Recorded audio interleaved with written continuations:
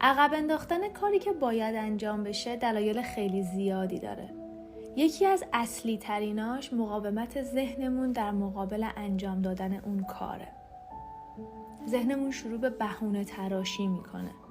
برای این بهونه تراشی ها هم باز دلایل خیلی زیادی میتونه وجود داشته باشه، مثل اینکه کار برامون پیچیده و سخت باشه، بلدش نباشیم، مثل اینکه کار دیر بازده باشه، نتیجهش خیلی طول بکشه تا به دست بیاد و ما انگیزمون رو از دست بدیم.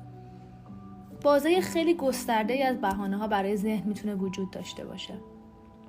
اما تفاوت اونجاست که یک سری از آدما نیروی اراده قوی‌تری در مقابل این بهونه تراشی‌ها دارن و ذهنشون رو عادت دادن که سوار بر اونها نباشه.